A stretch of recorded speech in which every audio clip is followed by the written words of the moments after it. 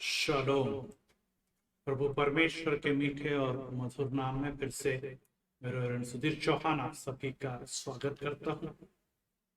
आपसे रूबरू होने जा रहा हूँ क्रिस्ती मंडली चर्च पुणे, यहाँ का मैं पासबान हूँ। और आज फिर से आप सभी से एक महत्वपूर्ण विषय पर हम चर्चा करेंगे या हम स्टडी करेंगे और ये जानने की कोशिश करेंगे कि इन दिनों में जो हमारे हालात विपरीत बुरे होते जा रहे हैं, सभी तरफ हम बीमारियों से घिरे हैं, लॉकडाउन है, व्यवसाय और कार्यों में रुकावट निर्माण हो गई है, साथ में हमारे घर में आर्थिक समस्या है, समस्या पारिवारिक समस्याएं निर्माण हो गई है और साथ में हम डर और खौफ से घिर गए हैं। ऐसे अवस्था में हम इन सभी बातों के कारण झुकते जा रहे हैं, जो हमें दबाते जा रहे हैं, और इसके कारण एक आत्मिक और शारीरिक कुबड़ापन हम कहेंगे, इसको बैंड कहते हैं, वो हमारे जीवन में आता चला जा रहा है और हम इन सभी परेशानियों से झुकते जा रहे हैं, दबते जा रहे हैं, दबाए जा रहे हैं। और हम कह रहे हैं कि प्रभु जी हम कब सीधे हो पाएंगे, प्रभु जी हम कब उबर पाएंगे, प्रभु जी हम कब बाहर निकल पाएंगे। जी हाँ, न सिर्फ आपके बल्कि मेरे भी जीवन में इसी प्रकार की घटनाएं घटित हो रही है। पिछले ही महीने में अप्रैल माह में मेरी पत्नी प्रभु के पास गई, साथ में मेरी सास भी गुजर गई, प्रभु के पास चली गई। लेकिन फिर भी मैं धीरज और ढाढ़स बांधे हुए यही कहता हूँ, आपके साथ यही कहता हूँ कि परमेश्वर से सिर्फ हम सुख ले क्या, दुख न ले क्या। साथ में यही कहते हैं जैसे अय्यूब कहता है कि परमेश्वर ने दिया, परमेश्वर ने लिया, धन्य उस परमेश्वर का नाम। और इसीलिए हम हर परिस्थिति में अगर परमेश्वर की स्तुति महिमा के लिए अपने हाथों को उठाएंगे, सिरों को ऊपर उठाएंगे, तो मुझे कहने दीजिए, दुनियादारी की परेशानियां, दुनियादारी की सभी आपत्तियां विपत्तियां, ये हमें झुका नहीं पाएगी। तो आइए वचन में पढ़ने से पहले हम प्रार्थना करें, दुआ मांगे। प्रभु जी, हम आपको धन्यवाद देते हैं क्योंकि आज फिर से आपने इस अद्भुत समय में हमें एकत्रित किया है, जिस समय में हम फिर से जानना चाहते हैं कि परेशानियां, मुसीबत के बोझ से हम दबे जा रहे हैं और ये सभी परेशानियां और सभी विपत्तियां हमें झुकाए जा रहे, दबाए जा रही, और छुटकारा और सब इससे मुक्ति का कोई भी मार्ग हमें नजर नहीं आ रहा है। ऐसे समय में हम कहा जाए हमें समझ में नहीं आ रहा है। डर और खौफ और मौत हमारे दरवाजे पर खड़ी है और हम सोच रहे हैं कि क्या ये हमें निगल जाएगी, क्या इसमें हमारा अंत हो जाएगा, क्या कोरोना की समस्या और उसके द्वारा उत्पन्न हो गई सभी परेशानियां हमें वापस नॉर्मल जीवन की तरफ आने दे पाएगी या नहीं। और ऐसे अवस्था में हम क्या करें, हमें समझ में नहीं आ रहा है। और इसलिए आज फिर से प्रभु जी हम आपके चरणों में आए हैं और ये वचन सुनने की तैयारी रखते हैं कि प्रभु जी हमें आप बताएं, अपना मार्ग हमें प्रदर्शित करें, वो प्रकाश का मार्ग, वो सभी उजियारे का मार्ग, जिससे हम आगे चलते हुए आज भले ही हमारे जीवन में साय का अंधकार हो, परंतु उजियारे होते ही हमारे जीवन में खुशियां, मुक्ति और स्थिरता मिल जाए, जिसमें आपकी स्तुति और महिमा हो। और इसीलिए पवित्र आत्मा के द्वारा हम तक पहुंच रही ये वाणी हमारे जीवन में एक आनंद, खुशी और शांति का मार्ग, कि आपका मार्ग ले आए। इसके लिए हम फिर से आपके चरणों में झुकते हैं और आपको महिमा और स्तुति देते हैं, क्योंकि वाणी मनुष्य की नहीं, वाणी पवित्र आत्मा के द्वारा प्रभु यीशु की वाणी है, जो हमारे दिलों में और हमारे जीवन में, हर एक परिवार में कार्य करने के लिए तैयार है। प्रभु यीशु मसीह के मीठे और मधुर नाम में आमीन, आमीन, आमीन। फिर से एक बार आपका स्वागत। और एक उदाहरण की तरफ हम चलते हैं और उस उदाहरण में लूका रचित सुसमाचार और इसका 13वां अध्याय और इसके वचन 10 से लेकर 17 तक के वचनों का आज हम जब स्टडी करेंगे तो इस प्रकार से लिखा है। सप्त के दिन, सप्त का मतलब होता है विश्राम के दिन, वह अर्थात प्रभु यीशु मसीह एक आराधनालय में उपदेश कर रहा था। वहां एक स्त्री थी जिसे 18 वर्ष से एक दुर्बल करने वाली दुष्ट आत्मा लगी थी। वह कुबड़ी हो गई थी और वह किसी रीति से सीधी नहीं हो सकती थी।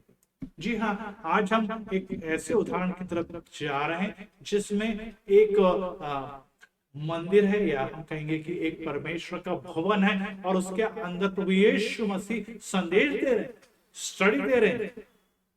एक रब्बी होने के नाते, एक गुरु होने के नाते इस मंदिर में से परमेश्वर के वचनों की वो घोषणा कर रहे हैं। और इस घोषणा के समय सामने एक बहुत बड़ी भीड़ जमा हो गई जो सुनने के लिए और प्रभु के वचन और प्रभु के कार्यों के लिए आतुर है कि आज वो हमें क्या देने जा रहा है।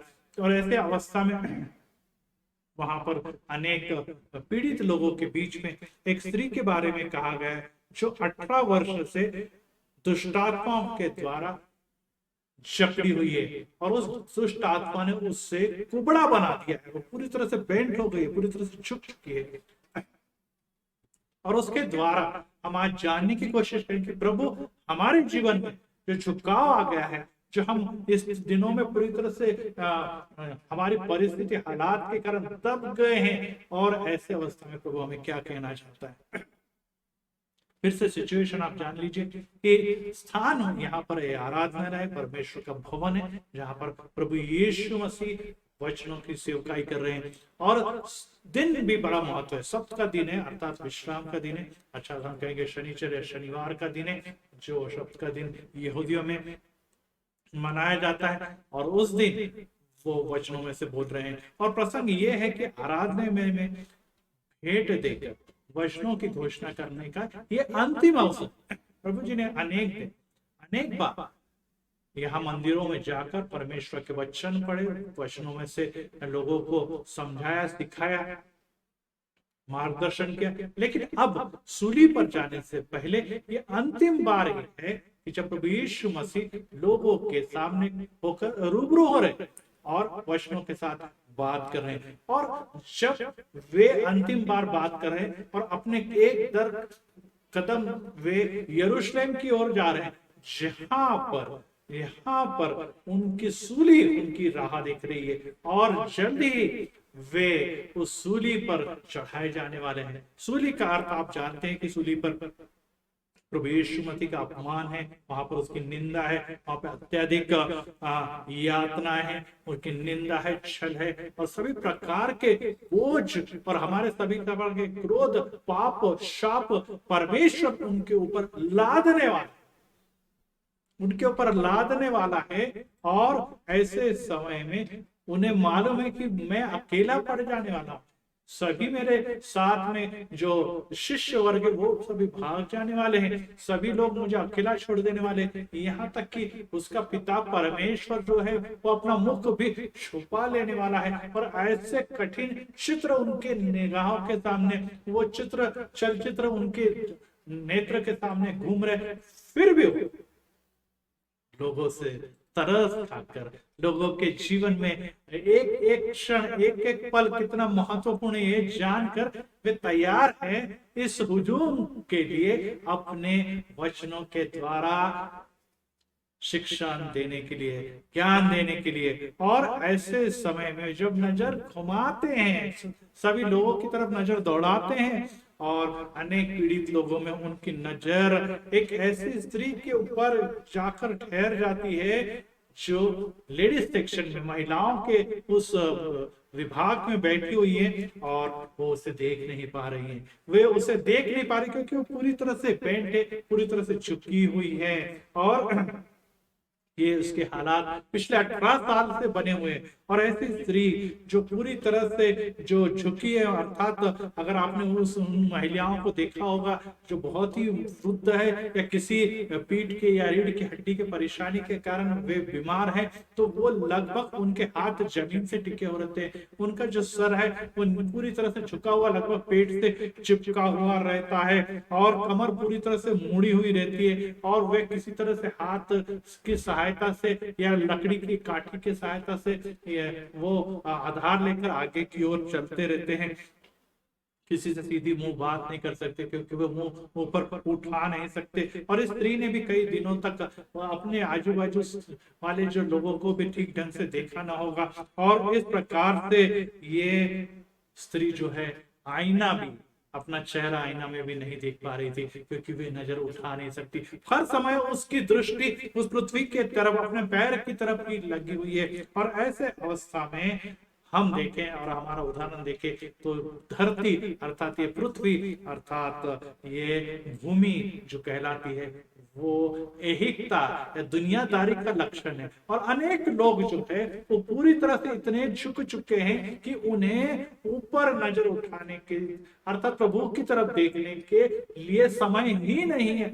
वे इतने दब चुके हैं, वो इतने घिर चुके हैं, वो इतने बंध चुके हैं कि सिर्फ दुनिया और दुनिया की हर बातें, भूमि और भूमि की सभी अच्छी बातें जो उन्हें अच्छी लगती उसी पर वो अपनी नजर गड़ाए रखते हैं। अर्थात दूसरी भाषा में शैतान ने उन्हें कुबड़ा बना दिया है। और ये आध्यात्मिक कुबड़ा आत्मिक रीति से हमें सीधे खड़े होकर अपनी नजर ऊपर की ओर लगानी है, क्योंकि वचन ये कहता है कि देखो समय करीब आ चुका है, मेरा आगमन का समय करीब है, अर्थात प्रभु का आगमन नजदीक है, रैप्चर का समय नजदीक है। ऐसे समय में आप सिर खड़े रहो और अपनी नजर आकाश की तरफ लगाओ। यस, हम आकाश की तरफ नहीं देख रहे। ऐसे समय में, इस परेशानी में, इस कोरोना के हालात में हम पूरी तरह से दब गए, झुक गए, निराश हो गए और पूरी तरह से खूब ज्यादा व्यक्ति नजर धरती की तरफ, दुनिया की तरफ लगाए, डॉक्टर की तरफ लगाए, मेडिसिन की तरफ लगाए हुए और हालात बद से बदतर हुए जा रहे हैं। प्रभु कहता है मैं धर्मियों को नहीं तो पापियों को बचाने के लिए और उनका उद्धार करने के लिए जरिए। प्रभु यीशु मसीह इन दिनों में सभी लोगों को जब देख रहे हैं तो वो हमारी ओर देख, आपकी ओर देख रहे हैं और वो कह रहे हैं कि मैं पापियों को बचाने के लिए आया हूं, पापियों को मुक्त करने के लिए आया हूं। पापी जो पूरी तरह से झुक गए, दब गए, बोझ से दबे लोग हैं, उन्हें उठाने और उन्हें स्थिरता देने के लिए आया हूं। उनका झुकाव, उनका बंधा हुआ जीवन में मुक्त करने के लिए मुक्तिदाता बनकर आया हूं। परंतु इस कुबड़ेपन में, दुनियादारी में हम इतने खो चुके हैं कि हम हमारी नौकरी, हमारा परिवार इसी को महत्व देते। मेरे नाते संबंधी, मेरे मित्र दोस्त किस प्रकार से मेरे साथ जुड़े रहे या दोस्ती दुश्मनी, इसी में हम लगे हुए हैं। दुनियादारी की जो बातें जो है, मनोरंजन की बातें हैं, एंटरटेनमेंट की बातें हैं, सभी काम और व्यवसाय की बातें, वे ही हमारे जीवन का प्रमुख हिस्सा बन चुकी है। हमारे घर के बाल बच्चे, परिवार, उन्हें संभालना और उनका सभी प्रकार की परवरिश करना, यही हमारा जीवन का उद्देश्य बन चुका है। हमें समय नहीं है कि हम अपनी नजर ऊपर की ओर उठाएं, हमारे समय नहीं कि हम अपनी दृष्टि पर्वतों की ओर लगाएं, हमें समय नहीं कि हम प्रभु यीशु मसीह की तरफ देखें। हम सिर्फ और सिर्फ दुनिया की बातें करते हैं, क्योंकि हम कहते हैं कि अगर मेरे पास धन है, अगर मेरे पास नौकरी है, अगर मेरे पास पद है, अगर मेरे पास स्वास्थ्य है, अगर मेरे पास सौंदर्य है, अगर मेरे पास जवानी है, तो मैं उसका उपयोग निश्चित हमारे करियर बनाने के लिए, प्रगति के लिए लगाऊं।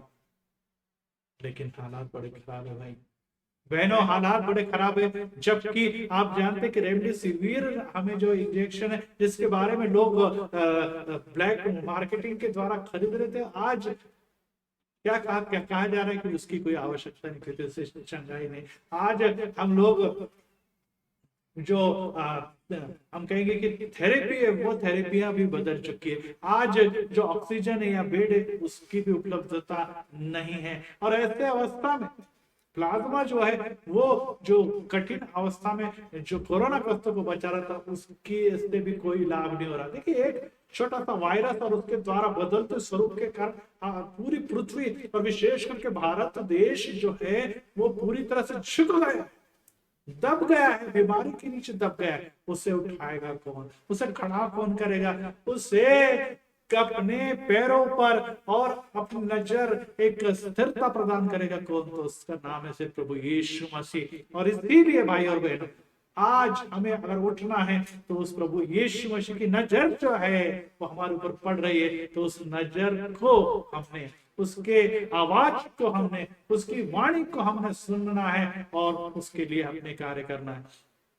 और फिर से वापस उस स्त्री की तरफ जाते हैं कि भूतकाल में उसने जीवन में बहुत दुख सहे हैं, बहुत तकलीफें सही हैं, बहुत प्रयास किए, लेकिन कभी भी ये दुष्ट आत्मा जो है, वो शैतान जो है, उसका पीछा छोड़ने को तैयार नहीं है। ये बीमारी उससे दूर जाने की कोशिश नहीं कर रही है। अब तो परिवार भी उसकी तरफ ध्यान नहीं दे रहा है, लोग भी यूज्ड टू हो गए, वो कह रहे हैं आप से सहानुभूति क्या भरना, और वो लोगों की सहानुभूति लेने में भी इंटरेस्टेड नहीं रही, परंतु उसके भविष्य और की असुरक्षितता, भविष्य की चिंता उसे सताई जा रही है। और इस बीमारी का कारण जब यहूदी लोग समाज की तरफ बैकग्राउंड में जाएंगे तो वो कहते हैं क्या मालूम किसका शाप इस पर आया, क्या मालूम उसके माँ ने, क्या उसके पिता ने कोई गुनाह किया है जिसकी सजा ये भुगत रही है। जी हाँ, उन्हें इस प्रकार से दोष लगाए जा रहे हैं जो उसका दिल को दुखा रही है, इसके दिल को पीड़ा पहुंचा रही है।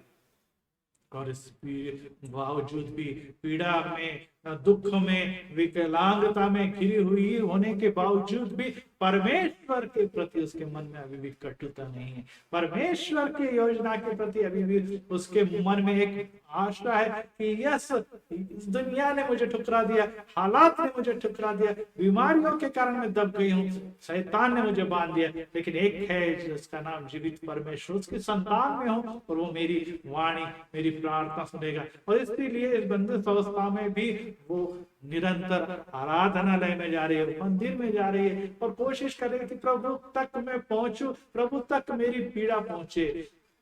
और ऐसा करते करते अनेक साल गुजर गए, परंतु आज के दिन उससे कहीं तो भी लग रहा है कि यस, प्रभु मेरी प्रार्थना सुनेगा, यीशु मेरी तरफ देखेगा और मुझे मुक्ति मिलेगी। और ऐसे अवस्था में वो वहां पर बैठी हुई है और प्रभु यीशु मसीह संदेश दे रहे हैं और उसके कानों तक की आवाज सुन रही। जिस प्रभु ने इन दिनों में अंधों को आंखें दी, लंगड़ों को चलाया, बहरे सुनने लगे, शैतान भागने लगे, मरे हुओं को यीशु ने जिलाया, और जो सभी निसर्ग और प्रकृति पर नियंत्रण करने वाला यीशु आज मेरे सामने खड़ा है। यीशु मेरे मन की वेदना सुन, यीशु मेरे इस बीमारी और शैतान के चंगुल से मुझे छोड़ा, आज मुझे इस कुबड़ेपन से मुक्ति दे। ये मन की प्रार्थना कहीं तो भी यीशु के पास पहुंच गई।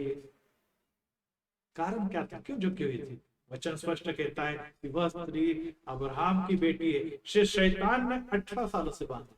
जी हाँ भाई और बहनों, आज हम और आप उस अब्राहम, उस प्रभु यीशु मसीह की संतान है, जिससे अनेक सालों से शैतान ने, परिस्थिति ने, हालात ने, बीमारी ने और सभी प्रकार की परेशानियों ने, गरीबी ने और सभी प्रकार की पीड़ाओं ने बांध के रखा है। समय आ गया है कि हमारी वाणी प्रभु यीशु मसीह सुने। जो प्रभु यीशु मसीह आज हमारी वाणी सुनने के लिए तैयार है, लेकिन ध्यान में रहे ये पीड़ा, परेशानी हमारे लिए शाप या क्रोध ही नहीं है।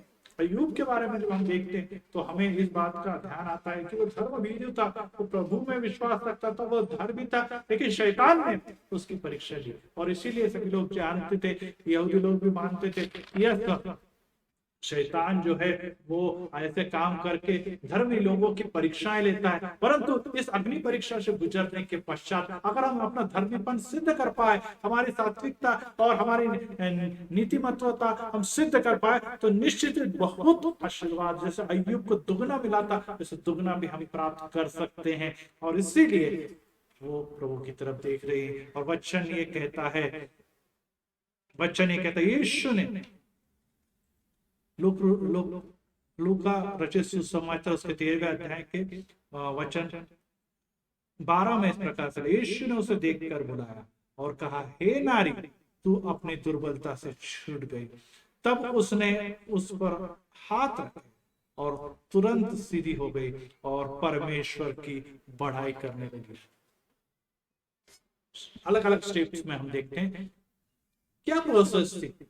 प्रभु यीशु मसीह उस भीड़ में सिर्फ उस महिला, उस स्त्री की तरफ, उस नारी की तरफ देखते हैं और उसे देखकर बुलाया, उसे देखकर बुलाया। देखिए उसका चेहरा झुका हुआ था, वो पूरी तरह से पीड़ित है। 18 साल से वो कहीं देख नहीं पाई। 18 साल से अनेक सेवक दास के लिए के द्वारा उसके लिए प्रार्थना की गई, लेकिन अब समय आ गया था और प्रभु यीशु मसीह ने उसकी तरफ देखा, उस नारी की तरफ देखा और देखने के बाद उसका झुका हुआ चेहरा, उसका छुपा हुआ चेहरा और चेहरे के पीछे और दिल में छुपी वेदना यीशु ने जानी। यीशु से कोई भी बात गुप्त नहीं है कि उसकी पीड़ा कब से है, वो किसके द्वारा पीड़ित है, उसकी पीड़ा का कारण क्या है और वो कितनी दुखी है, ये प्रभु जानता है, हमारे बारे में भी जानता है। हमें कहने की आवश्यकता नहीं, उसे एक्सप्लेन करने की आवश्यकता नहीं। हमारे दर्द को समझने वाला एक ही खुदा है जिसका नाम प्रभु यीशु मसीह है, और वो हमारे परेशानी और दर्द को जानता है। आज उस स्त्री के दर्द को उसने जाना, और वचन ये कहता है कि सभी उसी समय आ चुका है, जानकर प्रभु से कहता है कि आओ आगे। जी हाँ, आज प्रभु आपको भी बुला रहा है, और वचन ये कहता है कि परिश्रम करने वाले, बोझ से दबे हुए सभी लोग मेरे पास आओ, मैं तुम्हें विश्रांति दूंगा। जी हाँ, आज हम अपना दिल को खोले, अपने आंखों को खोल प्रभु की तरफ लगाए, और प्रभु से गिड़गिड़ा कर घुटनों पर आके आंसुओं के साथ मांगे, प्रभु जी मैं बोझ से दब गया हूँ, मैं बोझ के कारण झुक गया हूँ, मेरे हालात ऐसे नहीं है कि मैं फिर से खड़ा हो पाऊं। प्रभु जी आप मुझ पे अनुग्रह कीजिए, प्रभु जी आप मुझ पे कृपा कीजिए, और प्रभु जी आपकी तरफ देखेगा और वो आपको करीब बुलाए। दूर जाने का समय अब गया, अब समय आ चुका है, करीब और करीब और करीब। प्रभु क्या है, जितने हम प्रभु के करीब जाएंगे उतना ही प्रभु भी हमारे करीब आएगा, और उसका कार्य हमारे जीवन में होने वाला है। तो सबसे पहले प्रभु यीशु मसीह ने उसे देखा और उसे करीब बुलाया, उसे करीब बुलाया। फिर उसके बाद वो चंगाई घोषित करते हुए कहता है, हे नारी तू अपनी दुर्बलता से छूट गई है, हे नारी तू अपनी दुर्बलता से छूट गई। देखिए वो दुर्बलता क्या है, वो दुर्बलता किसके कारण है। वो शैतान इतनी बड़ी ताकत है, इतने 18 साल से ये जो बीमारी, जो भयानक बीमारी, जो हर दवा दारू और सभी इलाज करने वाले वैद्यों के द्वारा भी ठीक की गई नहीं, उससे यीशु मसीह को कुछ लेना देना नहीं है। यीशु मसीह को सिर्फ हमारे दिल को, हमारे तकलीफों को और हमारे जीवन को देखता है, और वो कहता है कि तू अपनी दुर्बलता से छूट गई है, मुक्ति का समय आ गया है। आकाश और पृथ्वी का निर्माण करता प्रभु यीशु मसीह, जो हमसे बहुत प्रेम करता है, जिसने आकाश और पृथ्वी अपने शब्दों के द्वारा निर्मित की, और आज भी उसके शब्दों के द्वारा सभी प्रकृति कार्य करती है। वो प्रकृति का निर्माण करता, वो प्रकृति का निर्माण करता। जब मुंह से शब्द निकालता है,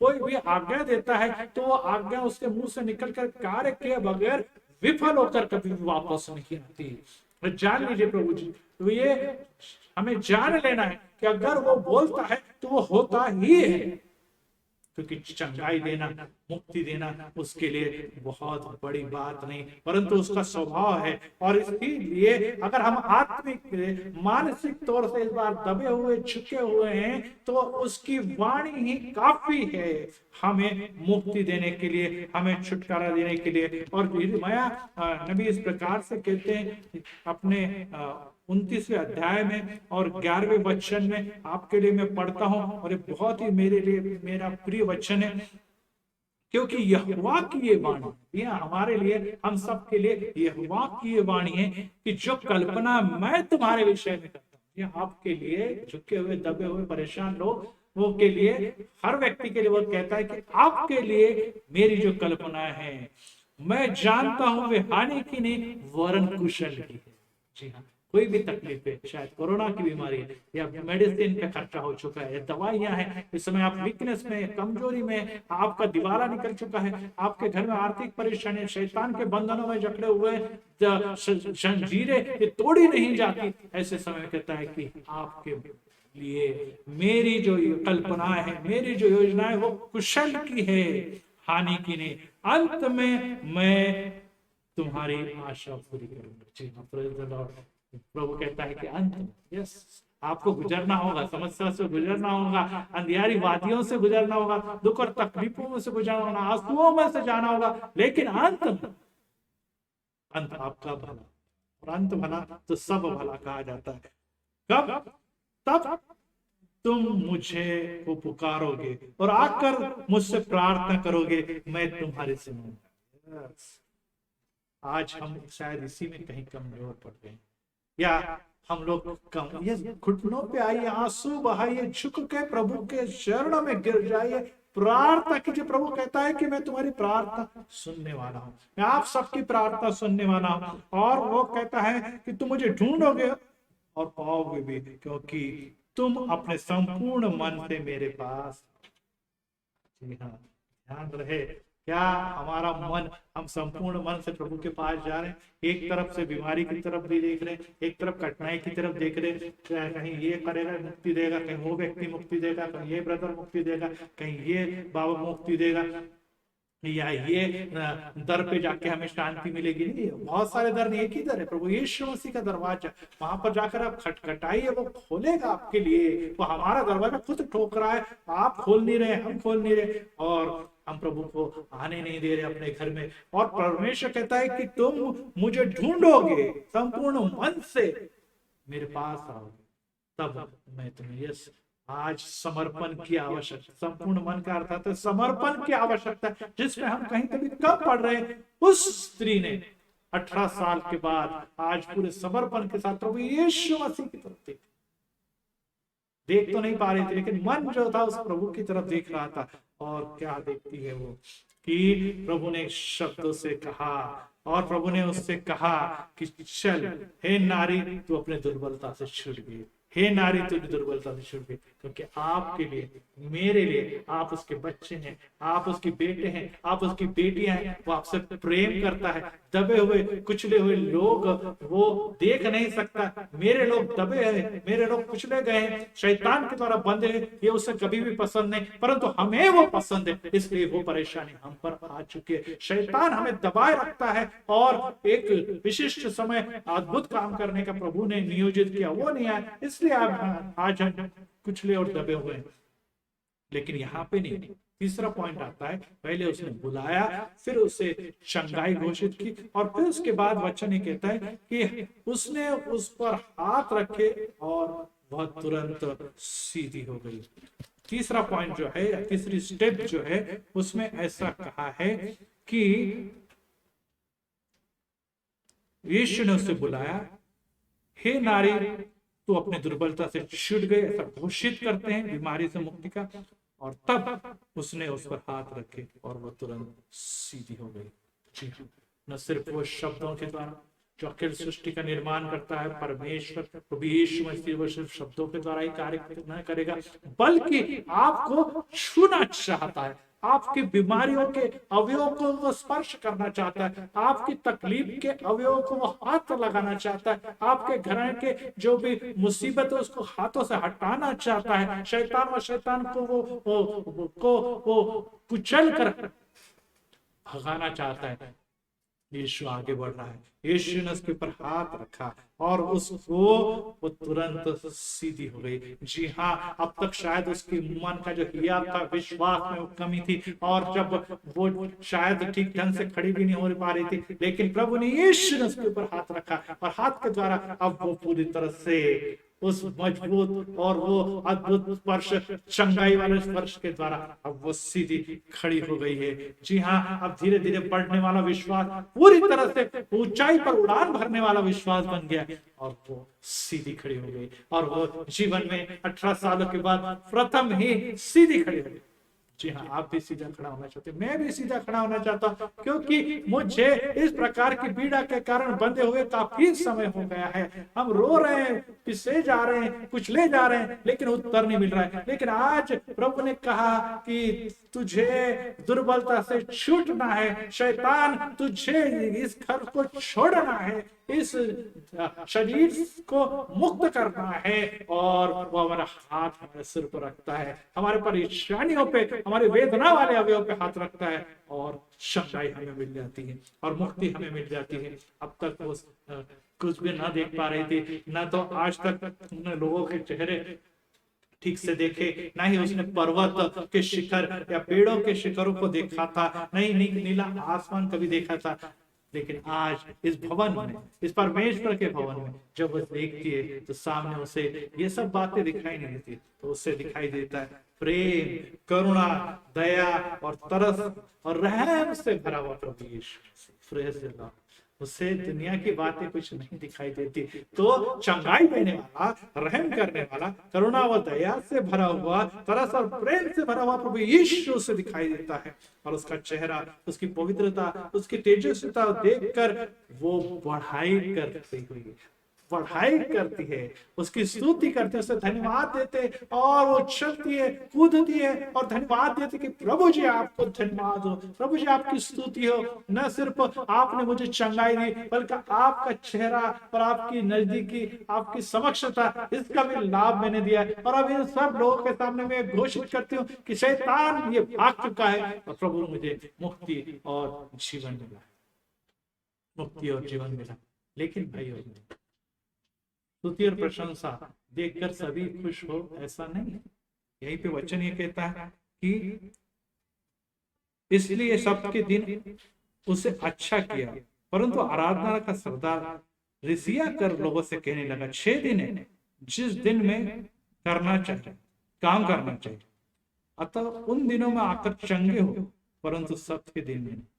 उस दिन आओ चंगे हो, ये दिन नहीं है। भले मैं चंगा नहीं करूं, प्रभु को चंगा करने वाला, परंतु वो दिनों में आओ, ये दिन में नहीं। देखिए नियम, डिसिप्लिन यहाँ पर दिखाया जा रहा है। और जो यहाँ पर जो दिखाया हुआ है कि विश्राम का दिन है, इस समय मूसा की जो व्यवस्था बनाई है उसमें विश्राम के दिन में कोई भी कार्य करना ये अपराध है। और तू खड़ी हो गई है, प्रभु यीशु ने तुझसे कार्य करवा दिया है, और ये व्यवस्था का भंग है। व्यवस्था को मोड़ना है, व्यवस्था को तोड़ना है। स्तुति धन्यवाद बंद करो, ये इस मंदिर में शोभा नहीं देता, क्योंकि ये मंदिर मूसा और परमेश्वर की व्यवस्था से जुड़ा हुआ मंदिर। देखिए परमेश्वर की स्तुति, परमेश्वर की महिमा जो है वो अनेक लोगों को पसंद नहीं आती, क्योंकि उन्हें लगता है मेरी बढ़ाई, मेरी स्तुति। और इन दिनों में अनेक लोगों की मदद कर रहे हैं, अनेक लोगों को कुछ वस्तुएं बांट रहे हैं, अनेक लोगों को भोजन दे रहे, लोगों के इलाज की व्यवस्था कर रहे हैं, और न जाने बहुत सारी जरूरी बातें दे रहे हैं, लेकिन फोटो खींच खुद की बढ़ाई, खुद का जो है नाम रहे, खुद को उसका लाभ मिले, कोशिश कर रहे हैं। और मंदिरों भवनों में भी ये हो रहा है कि लोग चंगाई प्रभु यीशु मसीह के नाम से दे रहे, लेकिन नाम मेरा ऊंचा हो, मुझे शोहरत मिले, मुझे पैसा मिले, ये सब बातें कर मंदिर और जो परमेश्वर के भवन है उसे दूषित कर जा रहा, भ्रष्ट किया जा रहा है।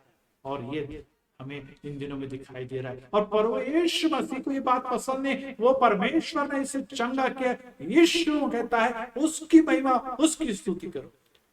यीशु ने से कहता है, अरे कपटियों, क्या सबके दिन तुम में से हर एक अपनी बैल व गधे को थान से खोलकर पानी पिलाने नहीं ले जाता? तो क्या उचित ना था कि यह स्त्री जो अब्राहम की बेटी, जिसे शैतान ने 18 सालों तक बांध के रखा, सबके दिन इस बंधन से छुड़ाई जाती? जी हाँ, तो यीशु मसीह कहता है अपने महिमा के लिए, अपने मन के विचार, अपने मन की व्यवस्था लगाकर परमेश्वर की प्रेम, परमेश्वर की करुणा, परमेश्वर का रहम, इसकी व्यवस्था को आप भंग न करो, क्योंकि परमेश्वर का इकलौता पुत्र प्रभु यीशु मसीह इन सभी लोगों के अपराध, पाप, बीमारियां, ये सब अपने माथे पर, अपने कंधे पर लेकर उस सलीब पर प्राण त्यागने वाले बन गया है। इसलिए अगर उनके नाम में इसे चंगाई मिलती है तो उसकी महिमा होनी भी जरूरी है, उसकी स्तुति होनी भी जरूरी है। और इसलिए स्तुति, महिमा प्रभु यीशु को हरदम मिलती रहे, इसलिए इन सब कार्यों को करना। अनेक लोग इन दिनों में कैजुअल ले रहे, कोरोना से ठीक हो गए और अनेक उनके आर्थिक बातें हो गई, परिवार बच गया है और उनके घर की चंगाई प्राप्त हो गई, उनकी नौकरियां लग गई, उनकी बेटे बेटियों की शादी हो गई, सब कुछ अच्छा हो गया, लेकिन प्रभु यीशु मसीह की महिमा उनके जीवन में है ही नहीं कहीं। यस, एंजॉय कर रहे हैं, केक काट रहे हैं और सेलिब्रेशन है, सब जगह दिखाई दे रहा है प्रभु, तो उसमें प्रभु यीशु मसीह कहीं है ही नहीं, और है तो भी यीशु मसीह कहीं तो भी छोटा, और ये सब सेलिब्रेशन बहुत बड़ा और बड़ा। जी हाँ, देने वाला प्रभु यीशु मसीह, धन संपत्ति पैसा, ये सब जो बातें इन दिनों में स्पष्ट हो गए, कि इसकी कोई भी अहमियत नहीं है, कोई भी अहमियत नहीं। जो सांस है, ऑक्सीजन है, सिलेंडर है, वो हमें पैसा देने पर मिल ही जाए, ऐसा नहीं है। हॉस्पिटल में बेड पैसे वाले को मिल ही जाए, ऐसा नहीं। कोई वेंटिलेटर पर जाने के बाद कितना भी पैसा डाले और वो बच ही जाए, ऐसा भी नहीं है। कितनी भी तरक्कीशुदा राष्ट्र कितना भी टेक्नोलॉजी लगा दे, लेकिन उसमें से कोरोना मुक्त हो जाए, ऐसा नहीं है। पैसा धन संपत्ति हमें नहीं बचाता है, हमें बचाता है प्रभु यीशु मसीह और उसकी करुणा और कृपा और उसकी योजना, जो हमारे लिए वचन कहता है कि वो हमारे अच्छाई के लिए है। एक उदाहरण मैं आपको देना चाहूंगा कि एक धनी बिजनेसमैन था और वो अपने 2 बच्चों के साथ, अपनी पत्नी के साथ काम कर रहा था। उसकी पत्नी भी उसके बिजनेस में उसकी मदद करती थी। दोनों भी बहुत कड़ी मेहनत, रात दिन मेहनत कर रहे थे और उनका व्यवसाय भी बहुत ही फल फूल रहा था और बहुत अच्छे तरीके से प्रगति वो कर रहे थे। बहुत सारे नौकर उनकी कंपनी में, इंडस्ट्री में काम कर रहे थे। साथ में घर के हर काम के लिए नौकर रखे हुए थे। खाना पकाना, घर की साफ सफाई और जो बच्चे हैं उनको खिलाना और बच्चों को स्कूल पहुंचाना, ये ड्राइवर, ये सब सहूलियती सभी बातें वहां पर मौजूद थी। परंतु एक दिन अचानक उनकी फैक्ट्री को आग लग गई और सब कुछ जल गया। और ये सब बातें निपटाते निपटाते, ये सब बातों का चुकता करते करते उसे अपना घर और अपने जितने भी बैंक बैलेंस वो सब गंवाना पड़ा। अब ये जो धनी व्यक्ति था, एक छोटे से मकान में आकर रहने लगा और ऐसे अवस्था में अब उसके नौकर भी जाते रहे। उसके पास जो भी सहूलतें थी वो भी उसे त्यागनी पड़ी। अब उसकी पत्नी घर पर खाना पकाने रही थी। जो ऑफिस में बैठा करती थी वो घर पर खाना भोजन पका रही है और घर की व्यवस्था देख रही थी। अब डैडी अब उन बच्चों को भोजन खिलाते थे, तैयार करते थे और स्कूटर के ऊपर स्कूल छोड़ने जाया करते थे। और फिर अब बचे हुए समय में अब इंटरटेनमेंट के लिए टीवी वगैरह ये सब या क्लब वगैरह नहीं रहा और ऐसे अवस्था में अब वो शाम को मैदान में जा रहे हैं और वो गार्डन में जाके बच्चों के साथ खेल रहे हैं। और इस प्रकार से दिन गुजरने लगे। इनमें बहुत दुख होता था, पुराने दिनों की यादें भी आती थी। एक दिन उस बेटी का जन्मदिन आया और वो उस बेटी के समय केक काटा गया। उसने कहा कि बेटा, पहले अगर होती तो मैं तुझे बहुत कुछ दे सकता था, लेकिन अभी मेरे पास नहीं कुछ भी, फिर भी तू जो मांगेगी वो मैं दूंगा, तू मांग। तब बेटी कहती है कि पिताजी, मैं आपसे एक ही बात मांगती हूँ जो आप दे सकते हैं, लेकिन बड़ी मुश्किल बात। कहा देखिए मेरे पास तो बहुत कुछ नहीं है, फिर जो हो सके तुम मांग। और वो कहती है कि पिताजी, फिर से धनी मत होना, फिर से वो बड़े बिजनेसमैन मत होना, क्योंकि आज मेरा पिता मुझे मिल रहा है। आज मेरा पिता, मेरी मम्मी मेरे करीब है। पहले के दिनों में मेरी मम्मी पिताजी कहाँ खोए थे मुझे मालूम नहीं, लेकिन आज मेरे मम्मी डैडी सुबह से लेकर शाम तक मेरे साथ रहते, मेरे साथ खेलते, मेरे साथ एंजॉय करते। सही में उस दिन के मुकाबले आज का दिन बहुत अच्छा दिन है। जी हाँ भाई और बहनों, धन और पैसे से आनंद, शांति और सभी प्रकार की बरकतें ये प्राप्त नहीं की जा सकती। और मार्टिन लूथर जो लोगों में बहुत बड़े अहमियत रखते हैं। परमेश्वर का वचन इस प्रकार से कहते हैं कि परमेश्वर ने मनुष्य को अनेक स्वर्गीय दान और गिफ्ट दिए। परमेश्वर का ने स्वर्गीय दान और गिफ्ट दिए, परंतु उसमें सबसे तुच्छ दान जो है, सबसे निम्न प्रकार का दान है, वो धन संपत्ति। सबसे तुच्छ दान जो परमेश्वर की तरफ से मनुष्य को प्राप्त हुआ है वह है धन संपत्ति, आरोग्य है, सौंदर्य है, समझदारी है, बुद्धि है, परिवार है। ये बहुत बड़े बड़े दान है, लेकिन धन संपत्ति ये सबसे तुच्छ दान है। परंतु हम इन सब बातों को छोड़कर दुनियादारी में इस धन संपत्ति के पीछे लग जाते हैं और इतने उसमें अपने आप को झोंक देते हैं कि अपना खाना पीना, रहना, बाल बच्चे, विचार और सभी प्रकार की संस्कृति और सभी प्रकार की नैतिकता को हम भूल जाते हैं। पैसा कमाना, धन ही हमारा देवता बन जाता है और उसी के पीछे लग जाते हैं। और इस प्रकार से शैतान, धन पर राज्य करने वाला शैतान हमें इतना झुका देता है, इतना दबा देता है, इतना कमजोर बना देता है कि हम फिर वापस नहीं उठ पाते हैं। और ऐसे अवस्था में जब धक्का लगता है, जब ये सब कुछ तहस नहस हो जाता है, फिर हमारी आंखें खुलती, यस, आज अगर परेशानी के कारण, अगर इस बीमारी के कारण, इस कोरोना के कारण, इस गरीबी के कारण अगर हमारी आंखें प्रभु यीशु मसीह खोल रहा है और हमारा जिस प्रकार का कुबड़ापन, आत्मिक कुबड़ापन हमें नजर आ रहा है, तो फिर से प्रभु को धन्यवाद दे, झुक जाए, प्रार्थना करें, प्रभु से मांगे, क्योंकि प्रभु जी आपकी प्रार्थना सुनने के लिए तैयार है। कुबड़ी जो स्त्री थी उसे प्रभु ने बुलाया, उससे चंगाई उसके लिए घोषित की, और चंगाई घोषित करने के बाद जब उस हाथों का स्पर्श करके वो सीधा किया, वो उसकी स्तुति करने वाली उसकी महान सेविका बन गई, महान सेविका बन गई। आज शैतान के बंधन में जकड़े हुए सभी लोगों को प्रभु यीशु मसीह छुटकारा देने के लिए आया। आप कहेंगे कि ठीक है पास्टर साहब, परंतु बीमारी का क्या, हम तो मरे जा रहे हैं उस बीमारी के घर, और इस मौत हमारे घर में हो गई, हमारे घर में अनेक लोग गुजर गए। जी हाँ, मेरे भी घर में मौत हो गई, मेरे भी घर में गुजर गए लोग, लेकिन फिर भी प्रभु की महिमा और स्तुति हमें करनी है, क्योंकि प्रभु यीशु मसीह आज भी हमसे प्रेम करता है। मौत भी उसकी योजना का भाग है। मौत के द्वारा सब कुछ समाप्त नहीं होता, परंतु एक नए जीवन की शुरुआत होती है।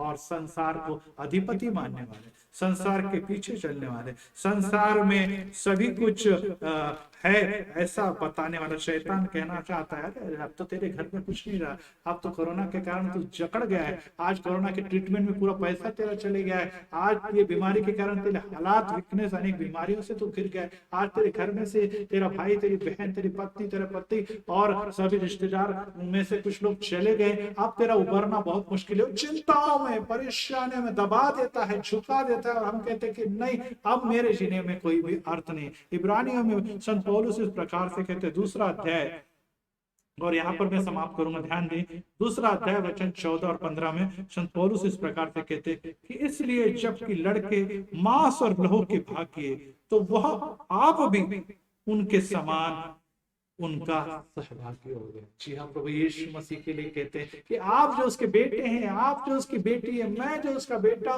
मैं उसका जो पुत्र हूं, मेरे लिए भी प्रभु यही कहता है कि अगर आप लहू और मांस के रचे हुए प्रभु के द्वारा बनाए हुए उसके संतान हैं, तो मैं आपसे इतना अधिक प्रेम करता हूं कि मैं भी मां के गर्भ से जन्म लेके लहू और मांस के द्वारा एक मनुष्य बनकर आपके लिए जन्मा हुआ। देखिए कितना अधिक प्रेम करता है हमसे, कितना अधिक प्यार करता है। खुदा हमारे बीच में, हमारे दुनिया में, हमारे पापों में, अधर्मों में घिरी हुई दुनिया में रहने के लिए, हमारी बातों को और हमारे तकलीफों को समझने के लिए हमारे बीच में है, और ये चमत्कार भी ऐसे समय में उसने किया। और आगे ये कहता है कि ताकि मृत्यु के द्वारा उससे जिस मृत्यु पर शक्ति मिली थी, अर्थात शैतान को निकम्मा कर दे, शैतान को निकम्मा कर दे। जी हाँ, शैतान हमें डराता है, शैतान हमें बांध कर रखता है, शैतान हमें जकड़ के रखता है, और वो जकड़ने का सबसे महत्वपूर्ण कारण है कि मौत, जिससे सभी लोग घबराते हैं। प्रभु यीशु मसीह कहता है कि उस अंतिम सबसे भयानक खौफ से भी हमें मुक्ति मिले, क्योंकि यीशु मसीह हमारे लिए उस सलीब पर उसने अपनी जान दी, अपने प्राण दिए, इसलिए उसके लहू के द्वारा, उसके बलिदान के द्वारा हमें पाप और अधर्मों से छुटकारा मिले। जो हमारा जीवन मौत के बाद वो अंधकार में, नरक में जाने वाला था, जो आत्मा जो अंधकार में हमेशा के लिए जाने वाली थी, उसे बहुतायत का जीवन, स्वर्गीय जीवन मिले।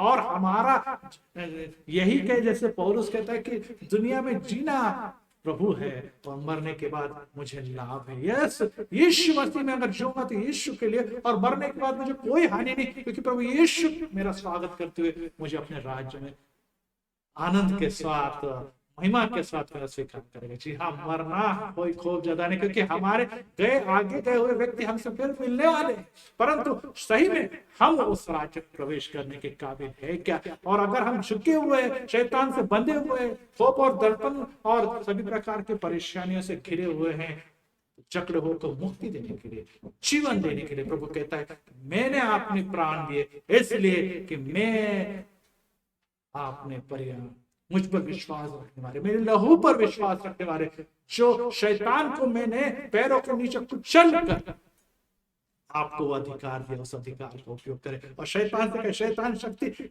हम यीशु के नाम में तुझे भी कुचलते और मौत से न डरते हुए प्रभु के मार्ग पर हम चलते हैं। आगे इस प्रकार से कहते, जितने मृत्यु के भय से हमारे जीवन के दासत्व फंसे उन्हें छुड़ा।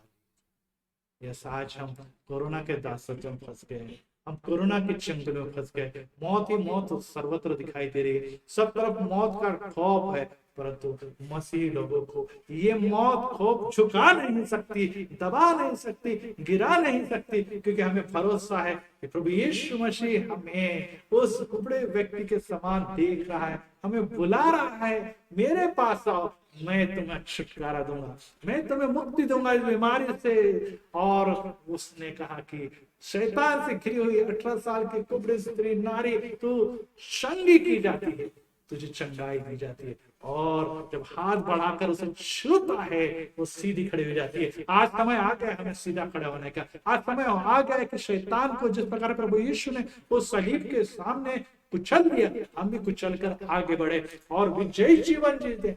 जब उसे सीधा खड़ा होने का अनुभव मिला तो प्रभु की बढ़ाई करने लगे, प्रभु की स्तुति महिमा करने लगे। हम भी उसकी स्तुति महिमा करें। आज हमें अनेक परेशानियों से मुक्त करने के लिए प्रभु यीशु मसीह ने अपना हाथ बढ़ाया है, हमें सांसें दिए, हमें जीवन दिया है। प्रभु यीशु मसीह हमें नाश नहीं करेगा, प्रभु यीशु मसीह हमें नीचे दबने नहीं देगा। हमें विश्वास के साथ आगे बढ़ना है। धन पैसा संपत्ति शायद हमने गंवा दिया है, नो प्रॉब्लम, वो फिर से मिल जाएगा, परंतु ये जीवन मिला है, वो जीवन सिर्फ जीवन न रहे, वो बहुतायत के जीवन में प्रभु यीशु के द्वारा बदले। ये है प्रभु का दान है और ये प्रभु ने हमें दे दिया है। वो कहता है कि बेटी तू भी अब्राहम की संतति है। जी हाँ, हम भी अब्राहम की संतति है और अब्राहम के साथ उस राज्य में प्रवेश करना चाहते हैं, परंतु उसके लिए हम तैयार है। प्रार्थना करें। प्रभु जी हम धन्यवाद देते हैं कि आज के दोपहर के समय, आज के शाम के समय, प्रभु जी आज हमने फिर से एक अद्भुत बातें जान ली। हम भी झुके हुए, हम भी परेशानियों से घिरे, हम भी जकड़े हुए, हम भी बंधे हुए। आज हमारी भी अवस्था, आत्मिक अवस्था, कुबड़ेपन की अवस्था है। प्रभु जी हमें उठाइए, डर, खौफ और सभी प्रकार के भय से हमें, इस जंजीरों से हमें प्रभु जी छुटकारा दिलाइए। आज प्रभु जी आप हमें ढूंढ रहे और आपकी वाणी कहती है कि आपके लिए मेरी कल्पना वो भले के लिए, अच्छे के लिए है, नाश के लिए नहीं। यस प्रभु जी, फिर ये परेशानी, ये आर्थिक समस्या, ये पारिवारिक समस्या, ये गरीबी और ये सभी प्रकार की लाचारी, ये सभी प्रकार का खर्चा, ये सभी प्रकार के हॉस्पिटल, इस तरह सभी प्रकार के आईसीयू, इस सभी प्रकार की ट्रीटमेंट और कोरोना और ये सभी क्या हो रहा है प्रभु? प्रभु जी कहता है नहीं, अंत में ये सब तुम्हारे लिए भला होने वाला है, क्योंकि मैं तुम्हें उठाऊंगा। परंतु तुम जब मुझ पर विश्वास रखोगे, सच्चे मन से मुझे खोजोगे, मुझे तुम घुटनों पर गिर के आंसुओं के साथ ढूंढोगे, मैं तुम्हें, तुम्हारी प्रार्थना सुनूंगा, मैं तुम्हें प्राप्त होने वाला। प्रभु जी आपके सिवा हमारा कोई सहारा नहीं, आपके सिवा हमारा कोई बचाने वाला नहीं। प्रभु जी आप हमारे मुक्तिदाता है, ये हमने जान लिया है। प्रभु जी इस समस्या से आप ही हमें छुड़ा सकते हैं, पर छुड़ाने के लिए आपने जो पवित्र हाथ बढ़ाया है, हमें सीधा कर दिया। अब हमारा मुख आपकी बढ़ाई करेगा, स्तुति करेगा, धन्यवाद करेगा, और जब तक हमारे जीवन में जीवन है प्रभु जी हम आपकी स्तुति, धन्यवाद और धन्यवाद ही करते रहेंगे। आज फिर से आपका पवित्र और महान और अद्भुत और चंगाई देने वाला और उत्तेजित करने वाला और सीधा खड़ा करने वाले वचन के लिए हम प्रभु यीशु मसीह के मीठे और मधुर नाम से प्रभु यीशु मसीह, परमेश्वर का प्रेम और पवित्र आत्मा की सहभागिता आप सभी के साथ हरदम बनी रहे। आमीन।